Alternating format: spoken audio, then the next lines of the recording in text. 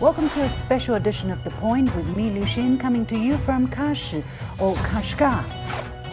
I've heard a lot of negative things and very anxious, but then we saw people smiling happy. The reason why 300 million people come is because of the infrastructure, the roads, the trains, the planes. It will become like the center of this new technology because it has all the elements that it needs. They use AI also because you have e-commerce now going on with neighboring countries. What is Xinjiang really like today, and where is it headed going forward?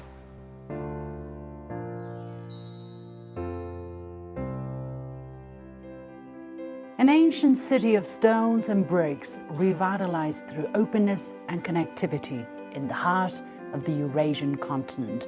Western headlines would have you believe the region is reeling under surveillance and suppression, where the people are unhappy.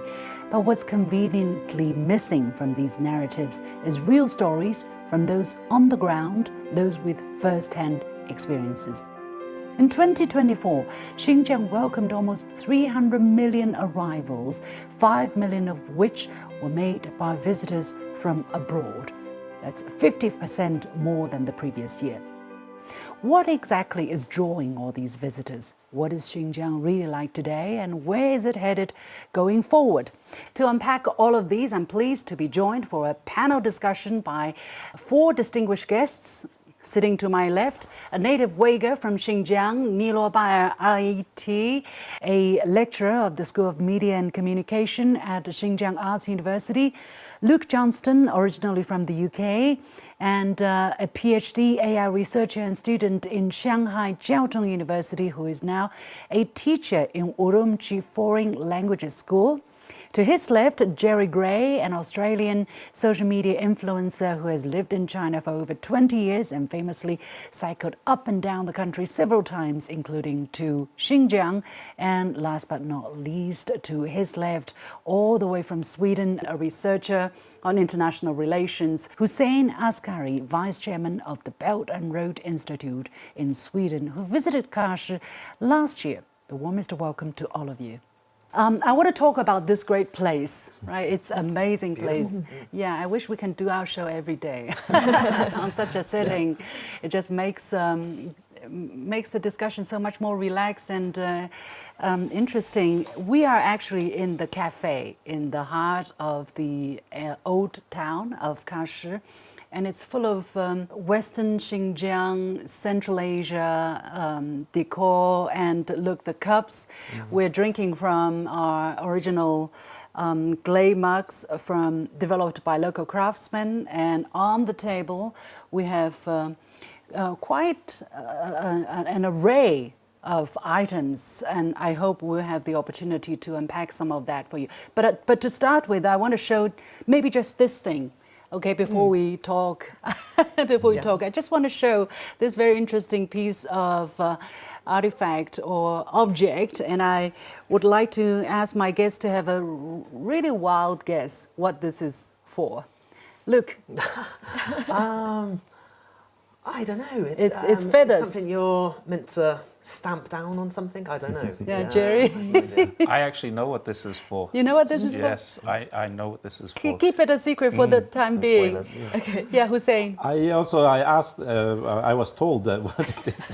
You already know.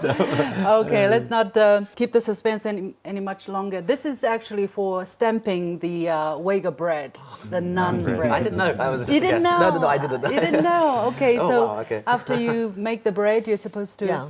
Niluobaier, you can probably tell us a little bit about how this really works. Okay, so after you make the bread, and then you step on it, and then you put the onion and other things that you like, then make the naan. So it will mix the onion together with the naan. So and it's really tasty for the bread. Maybe if you had a chance, like I think can come to Kashi to taste. I see. Yeah. I see. The very interesting. One functional aspect of making holes in the bread is so it does not inflate. So it remains flat. Yeah. It's actually full of feathers, you know. These are all feathers. Oh, I didn't realize that. Yeah, me neither. And with a rather pointed piece of wood in the middle. Anyway, the very first time. I want to say one thing. You mentioned the architecture of the place because I think this is the type of traditional. I mean, it stretches all the way from northern Africa to here. Is that one aspect of the architecture is to make people feel good. You know, it's open. I know you allow a lot of light. And you have the colors, so it's not oppressive in a sense. It's very open and it's colorful, so it's delightful and makes people relax. I think this is part of a conscious part of making the architecture. Absolutely. And talking about colors, we have some beautiful colors here. And Niluobaier, again, you're from the local, from the Uyghur ethnic group. Tell us more about this piece of fabric. It's so beautiful here. Yeah, this is the silk. It's a traditional silk in Xinjiang, and we call it atlas. And originally, it is made in Hotan in Xinjiang. In southern Xinjiang. In southern Xinjiang. Where the jade is very famous. Yeah, right. And from the silk, you can see like most of the people, they think silk in China is all from the Hangzhou or this Eastern provinces, China. Eastern China. But in ancient times, the method of how to make the silk is already come to Xinjiang. So, and the pattern on it, it is really colorful. And I think it shows the culture in Xinjiang. It is really vivid and really shows the lively, People love to dance here. I mean, the music and the dance and all of that. Jerry, would you be interested in getting a piece of the silk? Absolutely. For your home? Almost everywhere we go, we take silk back with us. So we went to Yunnan a little while ago, and places like that where we just see the different patterns and the different ethnicities all have different styles of doing it. Have you already had the chance to get one of such? No, that's tomorrow's job. That's tomorrow's job. Good luck. Your wife will be very happy. I hope so. It's interesting, they're trying to modernize it. So there's a lot of fashion stores that I've noticed where they have dresses and maybe suits or hats for men as well. So there's a lot of fashion stores I've seen across Xinjiang. Very good material. So. And you're wearing... Oh, yeah, very traditional canwai, yeah. Normally you might wear this for a wedding. You would see people in restaurants and very traditional Uyghur style clothing. So you obviously like the style. You like to be with the people because you have been living here since the beginning of this year. It seems that you have already kind of melted into the local scene. I mean, it's a good way to implement into the culture, learn about it, be like the locals. So I've been here for a few months already. Short time, but I've learned a lot. So. But you've already spent, what, 6 years in Shanghai? Or? Yeah, 6 years more or less now. Wow. So, but I visited Xinjiang a few times. Okay. So I've already been to Kashi before. But we'd love to hear more of that. It's a fascinating contrast, right, from the eastern part of China all the way to the the westernmost part of China and the differences. I'd love to hear more of that. But we're actually talking about a very important aspect of the city of Kashi, which is tourism. I mean, it's a small city on the southwestern part of Xinjiang, which is to the northwestern part of China. But this city is so important, and I did a bit of digging, and I found that tourism really boomed for Xinjiang for 2024, building on the past 4 years. For instance, the numbers for 2024 is the region received over 300 million visits. And of that 300 million visits, 5 million were made by overseas visitors. That is an increase of 50% from the previous year. So what do you make of this huge number? I mean, for me, it's really surprising. No, it's mind-boggling because last year after I visited here, I wrote a long article on the economy of Xinjiang, and I looked at the numbers, some of the numbers, and I looked at the number of tourists, and it said 250 million in 2023. And I said, this can't be possible because the population of Xinjiang is 25 million. So 10 times more tourists were here than the population itself. So this must have been... So I started looking at how many hotels are here, how many beds are available, And what does that mean for the local people? Yeah. If you have that enormous number of tourists coming here. Yeah. Have you tried to find out exactly what fueled this boom? No, I think there is this, after the COVID period, I suspected that people wanted to go more. But I think there is also a very clear, probably, I don't have evidence of that, there's an encouragement through tourist bureaus or otherwise, and on, opening up Xinjiang for tourists from other parts of China. Of course, internationally still was not known, but I think the boom came when people started coming here in China and, reporting to their friends and families about not only how, it's like the enormous diversity of the climate, of the peoples, the cultures, the food, right. and so on. So this is, I think it became a trend. You have to visit Xinjiang. When I meet my Chinese friends, I say, I have been to Xinjiang. And they say, oh, what a pity. I really want to visit Xinjiang. You are so lucky. So there's... Niluobaier, probably you can tell us a bit more exactly why there's such a boom. I mean, okay, 5-6%, that's understandable, but 50% is really a jump. And it's not just last year. It's been growing pretty rapidly since the end of COVID. And I did some digging. The number is actually twice the number than before COVID. For 2018, it was 150 million visits. Last year was 300 million. So it's not just the end of COVID that where things getting back to the previous level, but it's more than doubled. What explains such a push? I think there are several reasons. Like first, the advertisement of the Xinjiang is better than before, like because of the internet and the videos. And a lot of people, more and more people, they know like Xinjiang is a good place to travel. And here we have a lot of different scenery. Like if you go to the southern part of Xinjiang and northern part of Xinjiang, that is totally different. And another thing is the facilities here are become better than years before. The government invests a lot to the local facilities, like the hotels and the roads and all the transportation and for the tourist attractions. So it can give the tourists a good experience. And another thing that I noticed this year is the Didi. You mean the Chinese version of Uber. Uber. Yeah. Maybe 2 years before, if you come to Urumqi or to Kashi, it is if you want to go out, you can just take the taxi. But now Didi is quite convenient. Though before that there are a lot of Didi drivers, but that it is not that widespread. But because of the tourists, that's a lot of tourists, and then this become a good business for the local people to earn money. And some of them, they already choose it as their jobs. And one time this time when I come to Kashi, I talked to a driver, Didi. I asked him how you become a Didi driver, what you do before. And he said he works in a restaurant before, and he can earn just 3,000 yuan per month, and which is about $500. Yeah, $550 US. Yeah.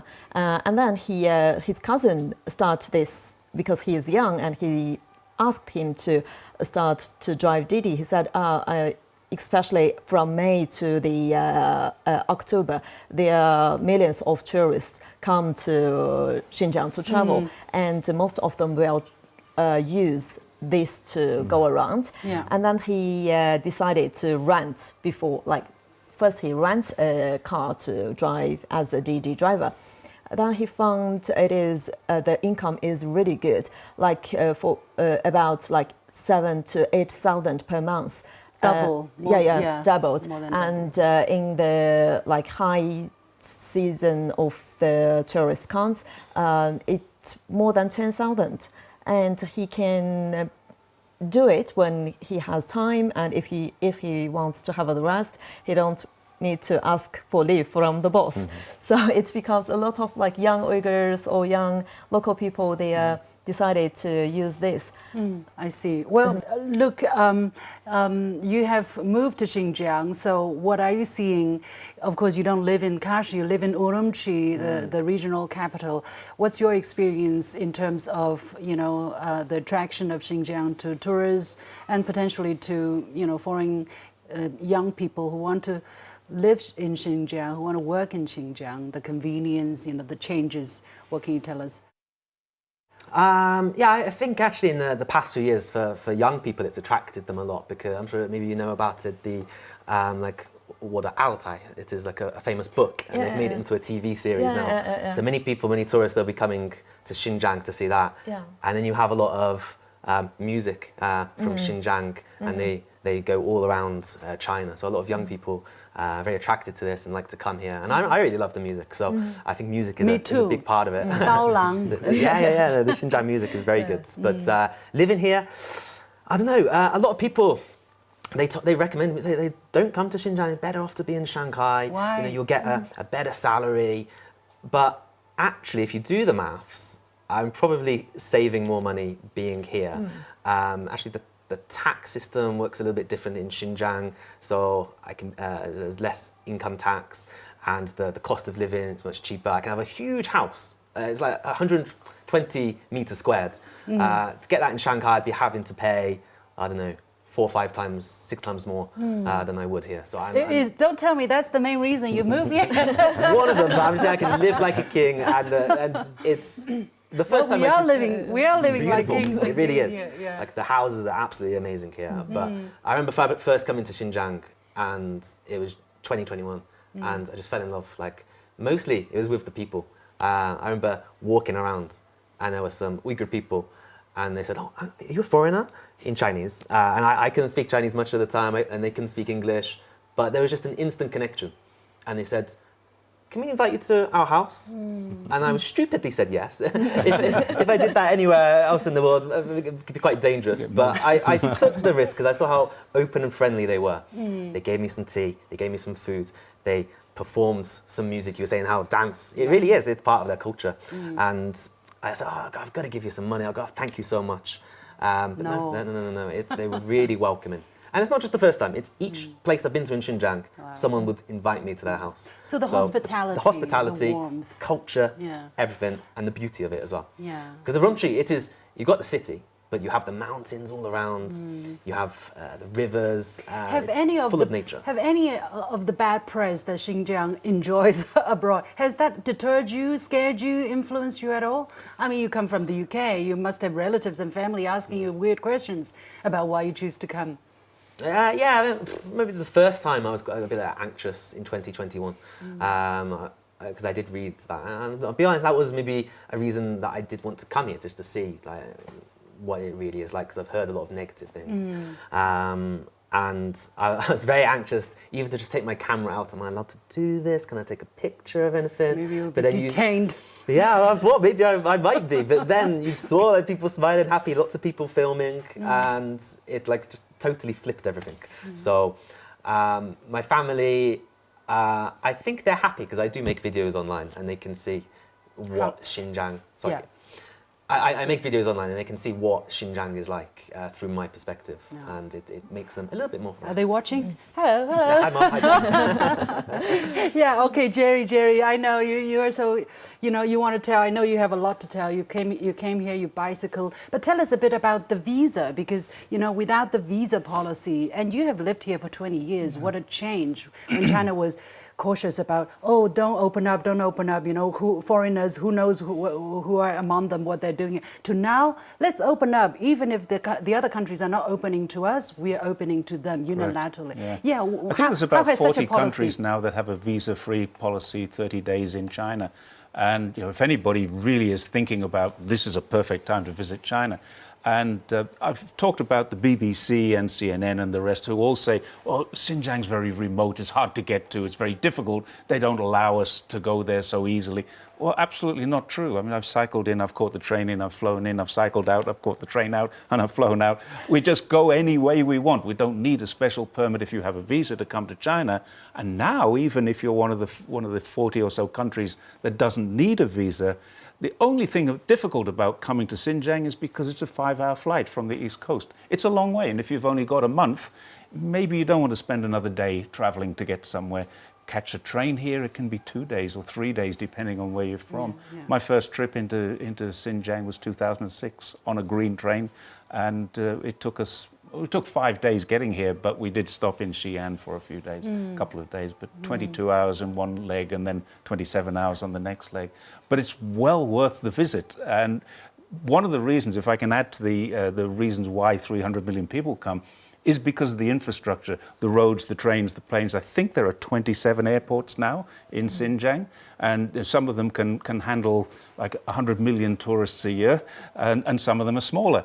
But it is just so easy to get here. There is nothing stopping anyone from coming here. There's a new airport as well that came out. Oh, there's another one. So it brings 28. So it's much easier now to go back to the UK, because I was looking at first, it's really annoying. It will take a couple of days, but now they've got much more connections there. There you go. Yeah. How do you go from Urumqi? How many connecting flights do you have to go to Beijing, or can you fly from Urumqi westward? I think you can go from Urumqi westwards. You can go to Turkey and go Istanbul. Yeah, exactly. Actually, the reason why I ask, because Urumqi is directly connected, I was told, to 95 destinations by 38 airlines, linking eastern China, Western China, Central Asia, Europe, all the way, and through transit flights you can go to pretty much everywhere in the world. And that number is increasing because 5 new destinations have been added in the past 3 months. So, Hussein, I want to get to you. How do you look at, from an outsider's perspective, if I can, from an outsider's perspective, the urge, the eagerness for Xinjiang to open up further, increasingly, when there is a lot of talk of, inward-lookingness, of localism, but it seems that Xinjiang is determined and it's counting on openness to spur its development. Yeah, I mean, I haven't been fortunate to live in China and in Xinjiang, but just visiting Xinjiang and Kashgar and seeing not only, it was a big surprise for me, to be honest with you, because I found that, the infrastructure, as you mentioned, in Urumqi, and everywhere. I mean, my biggest surprise was the city called Korla. And when I look at the map, it's right on the edge of the second largest desert in the world. It's one of the most modern cities I have seen. And the infrastructure, the buildings, the schools, the hospitals there are better than many other parts of the world, including in Europe. So this fantastic development that has taken place in Xinjiang is just enormous. It's even beyond what I expected, although I thought I knew something about Chinese economy. But then the other thing is, like Kashgar, it's the history and the diversity of this place is just incredible. I was walking today near the mosque, and I remember, in Arabic school books, in the history books, the Kashgar is mentioned, even by ancient Arab historians from the 8th and 9th century, because this was the touching point between the Islamic Empire and the Tang Dynasty in the 8th century, and then this developed from confrontation to diplomacy and great relations along the Silk Road. So now Xinjiang, and this is what is fascinating about Xinjiang and the development and opening of Xinjiang has taken place. Like, from being an isolated place, outpost, it's like Xinjiang is like in the corner. Now suddenly it is actually the center of Eurasia because of the Belt and Road and the new Silk Road development. So Xinjiang also is leaping ahead, not simply as a bridge between the developed part of China, where the industries and technology is transferred to the rest of the world through Xinjiang. It's not only a bridge anymore. It will become, because of the enormous investments in industrial projects here and technologies, that there will be enormous industrial activity here where things will be produced here instead of just shipped through Xinjiang. Absolutely. And then the massive economic cooperation agreements with Pakistan, with Central Asia, with all the neighbors of China who are also neighbors of Xinjiang, that the Xinjiang will become a completely different place. Hussein, you have actually touched upon something very important, because Xinjiang has registered remarkable growth Okay, for the year 2023, which is the latest figure we have, its growth rate of GDP, its investment, its consumption, import and export, fiscal revenue, and residents' income level all ranked among top 5 in China.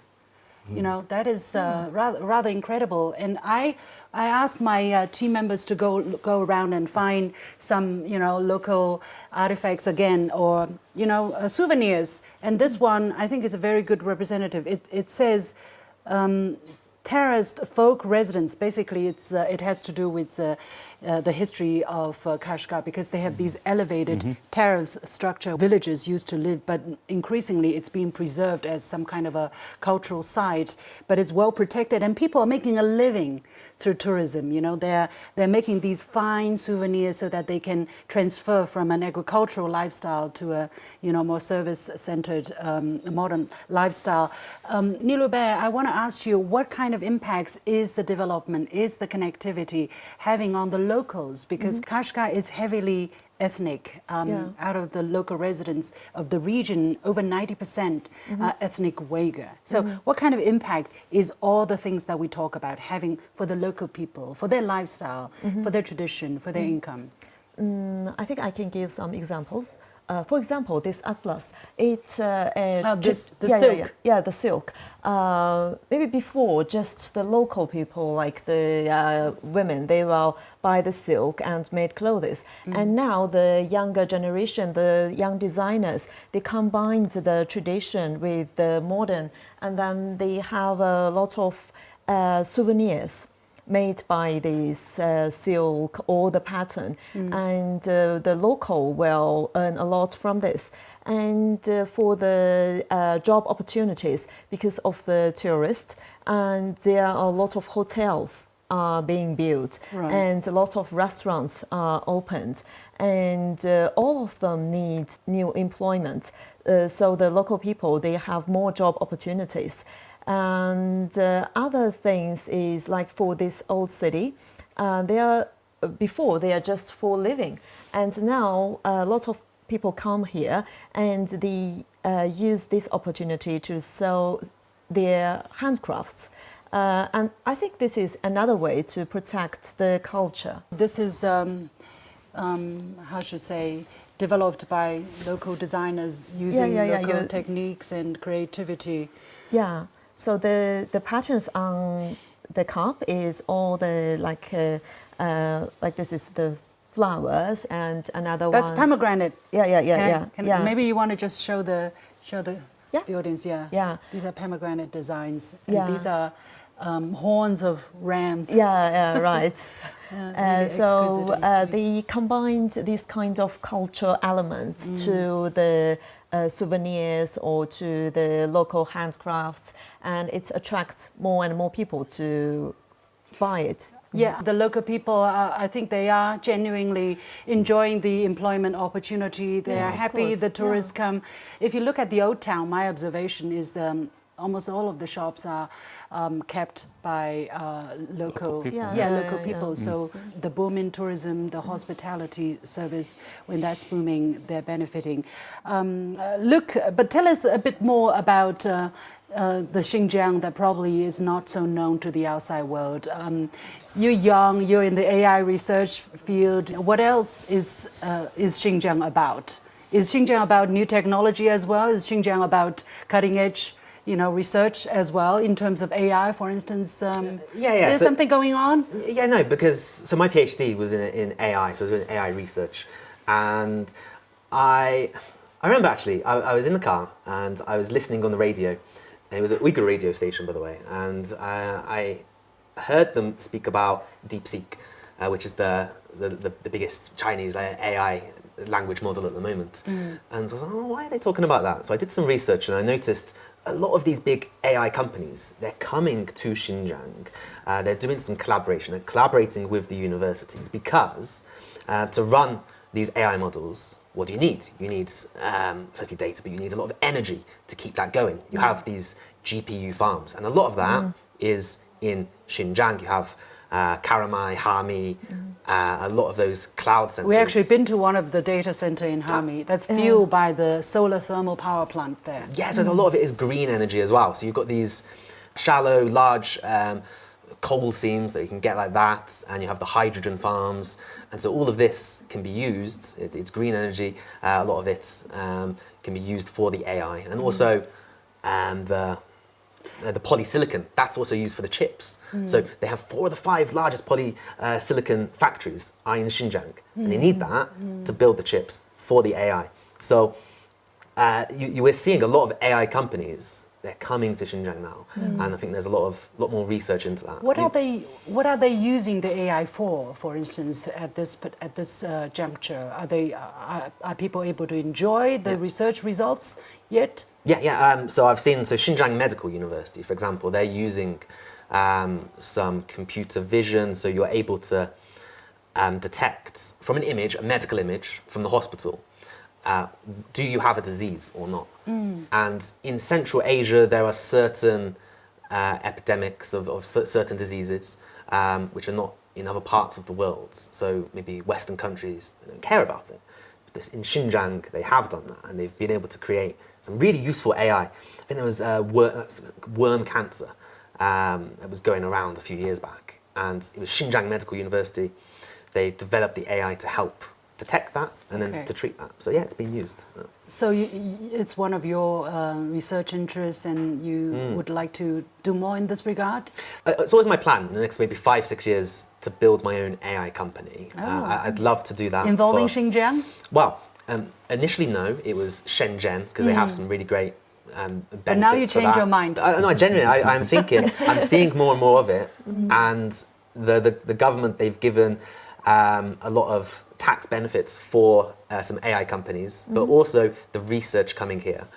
I honestly think, I love living here, that I could see myself setting up an AI company here. That's really interesting. Niluobaier, because Xinjiang is traditionally not known for the new high-tech industry, but actually, if you look at the areas that Xinjiang is eyeing on, it's clean energy, it's high quality manufacturing, it's new material, it's so new energy. For instance, as I said, we were in eastern Xinjiang, where we were at this huge solar thermal power plant, where you have hundreds of thousands of mirrors collecting solar energy and trying to produce electricity in a new environmentally friendly way. What is Xinjiang's plan for the future in terms of green growth, in terms of high quality growth? Can you tell us a bit on that? Okay, I want to add one important part is the free trade zone. That is, now Xinjiang has 3 huge free trade zones. One is located in Urumqi, and one in Kashi, and one in Horgosh. I think Xinjiang, like in the future, it will become like the center of this new technology, because it has all the elements that it needs, like the green energy, and also the location is good, and we have a really good policy for this high tech. Are the ethnic minorities enjoying the benefits of these growth? Of course. Like, how to say, like all the tasks from this growth will be used in the local development. For example, for the education, from the data we can see that the education spending on Xinjiang is growing rapidly, and it's almost like growing every year to about 100 billion. And also the facilities. For example, when I came to Kashi in 2017, the old city is not like today. One Yes. benefit for the population I could see as a economic analyst is that the scaling up of the skills, the capacity building of the population, because with all the enormous investments taking place here in many industries, I was at the Kashi pilot free trade zone. You not only have logistics, fantastic logistics. They use AI also for because you have e-commerce now going on with neighboring countries. So you have logistics, you have packaging, you have all kinds of things and transport, but also you have new industries. Yeah, Xinjiang definitely holds a very important place for China's development. It's the Western gateway, and in the future there will be other development. I know that there is huge potential that's being unleashed through cross-border e-commerce, through bonded trade, through logistics. You know, there will be China, Kyrgyzstan, Uzbek railway that will be going through Kashi. So that will also make a very big change. The contrast between what we're seeing, what we're talking about, all the things that are happening here on the ground, and what you're seeing on international media, you know, the timeline of all the things that they have said, the bad things they've said about Xinjiang, you know, first the genocide, the concentration camp, blah, blah, and then the forced labor, the supply chain, Volkswagen was forced to sell its operations here in Xinjiang, and now they're targeting international hotel chains. Do you see some kind of, you know, strategy, what they're really trying to do, despite all the things that have been happening in Xinjiang? What do these so-called human rights defenders really want to achieve? One thing is very clear. It's designed to stymie China's growth. It's designed to paint China in a bad light so that other countries, particularly Muslim countries, underdeveloped countries in Africa and Central Asia and South Latin America, so that they feel, well, the Chinese people are oppressive people. And of course, it's clear that they're not at all. Certainly, if you come here and see for yourself, they're not. The biggest gotcha moment that I've had, and I've had it many, many times, people say, look, there's a prison in Xinjiang. And I say, yeah, there is a prison in Xinjiang. What's the big deal? I come from Australia. There's 25 million people, 26 million people, very similar population. Australia has 142 prisons. What's the big deal with you showing me a prison in Xinjiang? It's nothing special. They have criminals too, so they put them in prison. Everywhere in the world they have this. It's not a big deal. And I think that seems to be forgotten. People say, oh, look, there's a terrible situation going on in Xinjiang, and here's a prison to prove it. It doesn't prove a thing. Yeah, if you read the press, it sounds pretty gloomy and it sounds pretty bad. But if you come here, right, if you walk the streets, I think I'm not disheartened, let's say. I think, these are just noises that we'll see eventually the truth will prevail, and the development of Xinjiang is for the people of Xinjiang to enjoy. Anyway, we talk about Xinjiang welcoming 300 million visits in the year 2024, 5 million of which were made by foreign visitors. One thing definitely people wonder is whether they're going to get around easily in Xinjiang. What about the language? And Luke, I want to ask you that question, because although you lived in China for nearly 6 years, but you moved from Shanghai to Xinjiang, how did you handle the language here? I remember at first coming to Xinjiang that it was interesting. If you go to maybe Urumqi, a lot of people there will speak Mandarin, but then I really like going to the rural parts of it. And you speak to some older people and they don't speak Mandarin. But I really wanted to speak to the older people because that's where you get the stories from. That's where you learn about, they have a lot of wisdom and knowledge, and you can pass on that. But they couldn't speak Mandarin, and I just fell in love with Xinjiang. So you had to study their language? Yeah, that's the only way, study the language. It was a bit daunting at first. But, how did you do it? Well, multiple ways. So I started off, I took some online classes, and then, I'll show you actually, let me show you. I got this book, okay? So it is a book in English.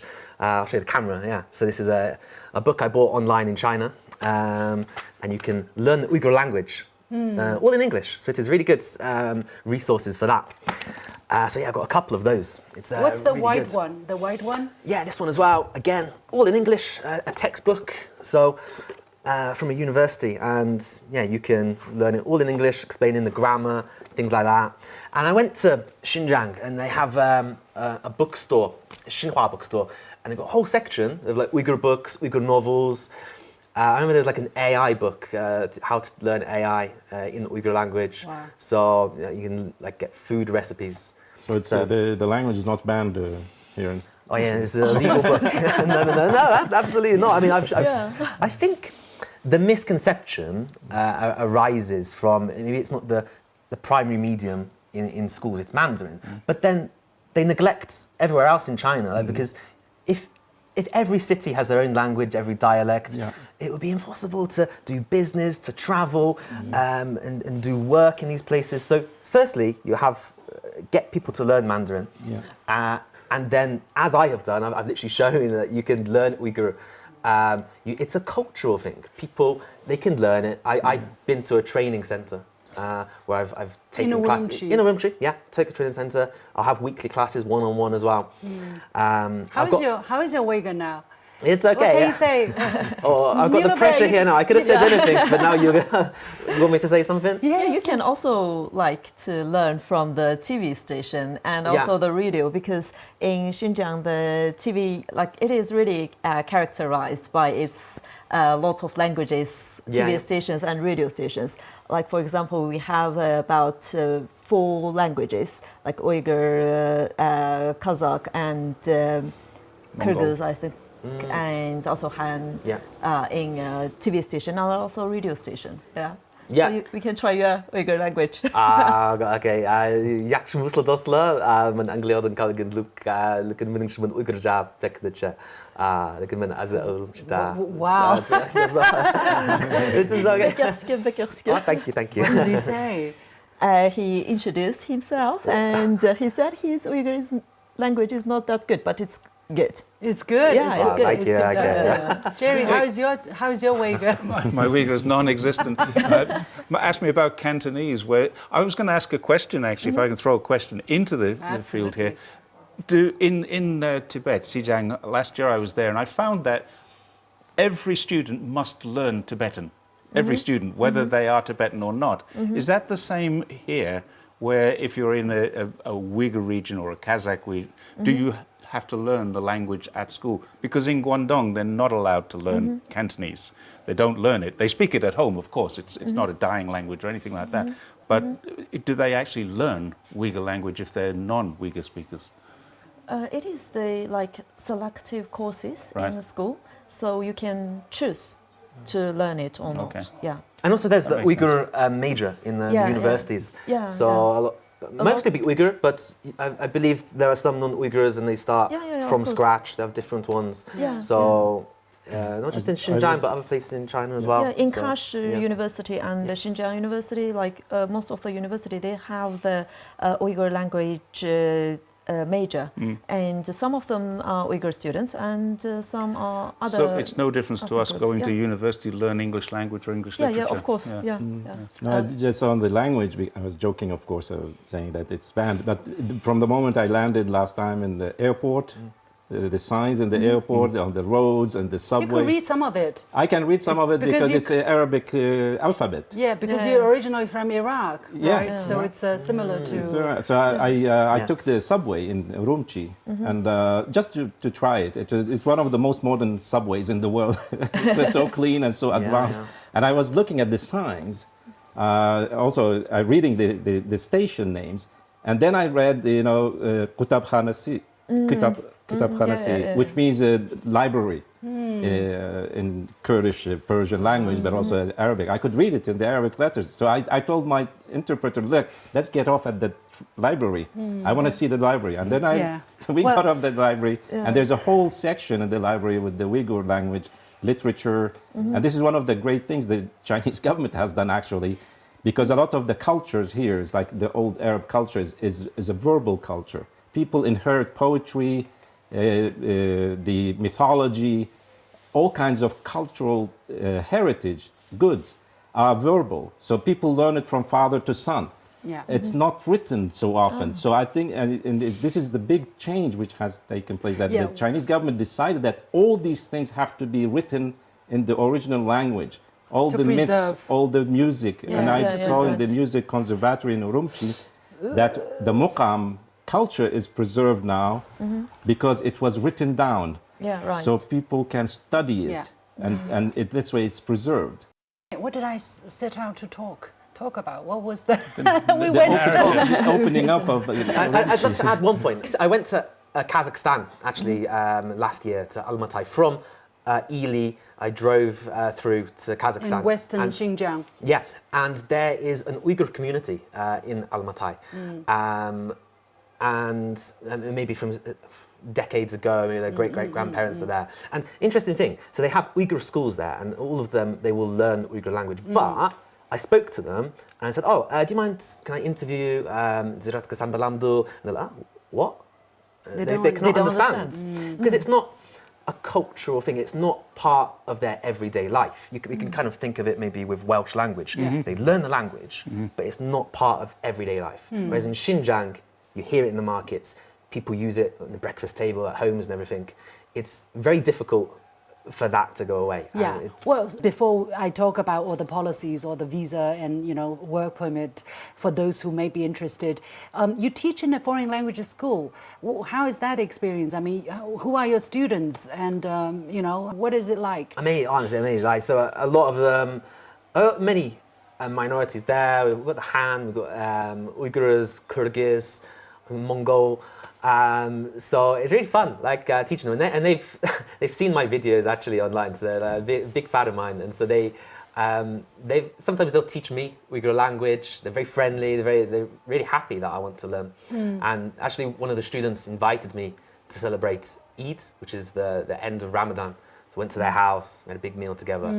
But the schools are actually able to hire foreign talents, you from other parts of China or from abroad directly to come and teach in their high schools. Yeah, they're teachers. I know a French guy actually in Urumqi. He owns his own business here. There's an American who's in the university as a professor.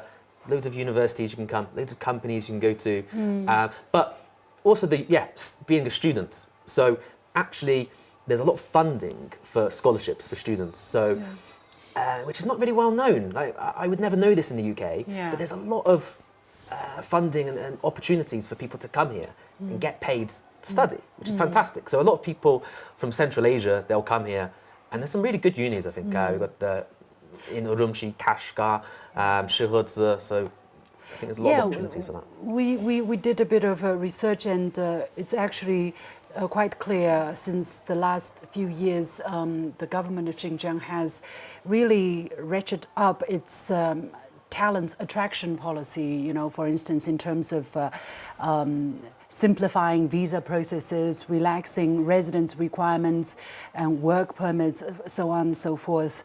Niluobaier, how vigorous are these measures? Why is Xinjiang putting so much effort into attracting foreign talents such as Luke? I think because Xinjiang is a modern Xinjiang, we are developing so fast. And of course, when we develop, we need the talents like Luke, and we need a lot of people to bring the new tech. So this is one thing. And another is, I think we all want the world to know the Xinjiang. And if you don't come, if you don't experience, you just read the news or see some false information on the internet, it's not the good way. So I think this is another way to let more and more people to know the modern Xinjiang. Like Luke tell us yesterday, like some of his friends ask, are you riding the camel to work? So we want to say that we are not that traditional. So Xinjiang is very different in reality. Of course. It is the modern city, like maybe not that developed like Shanghai, but it is going better. What about visa? I mean, there are a lot of visa schemes, right? There is also the visa-free transit area where people can come into certain ports and then they're able to do cross-province travels to other parts of China. How free, how open is travel? How easy is coming to Xinjiang? Jerry, I don't know how much you know about it. It's very easy. For someone who's watching this on the internet, right? If they want to come to Xinjiang, is there any restrictions? If you have a transit and you get a ticket from, let's say, Australia, from Sydney to Beijing, and then you have a ticket from Urumqi to Almaty, then you can travel across China. You've got 10 days to do it. So transiting in and out of China is extremely easy. And I think that's everybody. That's the whole world. And that's kind of a thing that China grants to friends. at the moment, and so it'll be a while before America gets that. But it's something that I think they should really think about. You know, letting as many Americans come and see for themselves. Xiao Hongshu did this. It actually opened up a whole load of blinkers, and they said, "Wow, look what's happened here," and it did change the perception. And now we're starting to see the reality of that. Is that the polls are showing China is now more influential than it used to be. It isn't, but the perception is that it will be. And that's the important thing. China is exactly as influential or as important as it always was, but people are starting to see that now. And coming in with that visa-free, wow, it's fantastic. You are pursuing a Chinese citizenship, I understand. I'm pursuing, yes, eventually. The plan is that I will get permanent residency. We're in the process of that application now, and 5 years later I will pursue citizenship. You want to retire? You want to? I am retired. You want to spend the rest of your life here in China? Home. Yeah, home. Wow. Yeah. Okay, on top of the 21 years already spent here. Well, I once answered a question to a journalist which was taken way out of context when they said, "Would you live in Xinjiang?" And I said, no, I wouldn't live in Xinjiang. And because I have my reasons, the weather is brutal. At certain times of the year, it's quite brutal. My family, my friends, everything, my life, I was working at that time, everything was in Johnston. I wanted to live there. But it was taken out of context. And, you know, when asked, Jerry Gray said, no, he would never live there. It's too dangerous or too restricted. Set the record straight today. Yeah, the record is now straight. Yeah. Luke, would you? You're staying here, you're living here. How long do you plan to stay here? The plan was just a year, but honestly, I love it. I feel I could stay here a while, but I don't know. I think there's so much culture, so much diversity, and even though I've travelled across Xinjiang, it's so big. There's like so many places I've still not been to, so I think it's a great place to live. And when you knock on people's door, what do they do? The locals? Do they open up their arms and welcome you in? I've made so many friends. Yeah. When you're doing videos? Yeah, I've been making videos online, so. Here in Kashi as well? Yeah, so people can subscribe. Like a great business person. He's stealing my job, you know what I'm saying. I plan to do some of that, but I probably won't be as good.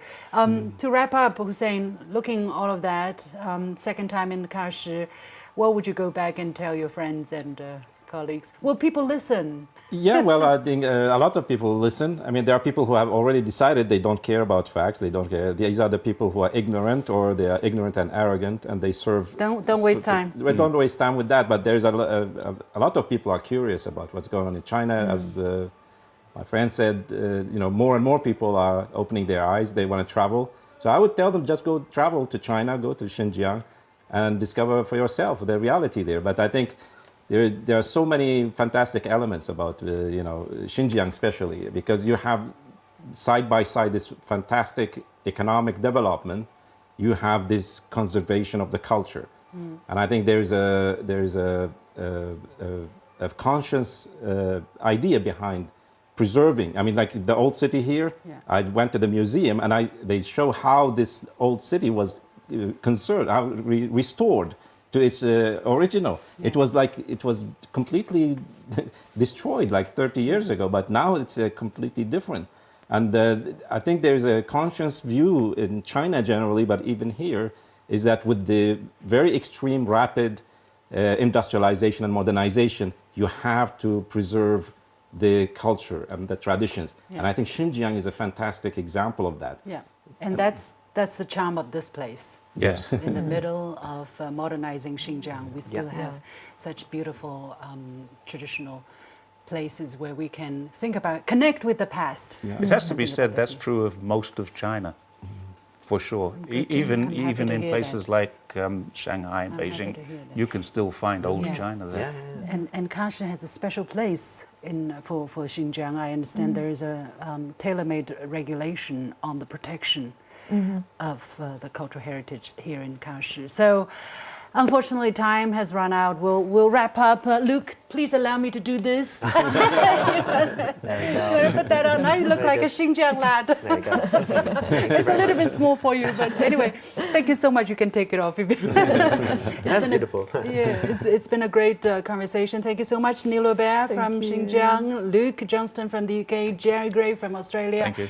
Hussein Askary from Sweden. And with that, we come to the end of this special edition of The Point with me, Li Xin, coming to you from the heart of Kashi or Kashgar in southwest Xinjiang. As usual, you can follow me on Facebook and Twitter using the handle Lucian in Beijing. On behalf of the whole team, thank you for watching. You've got the point.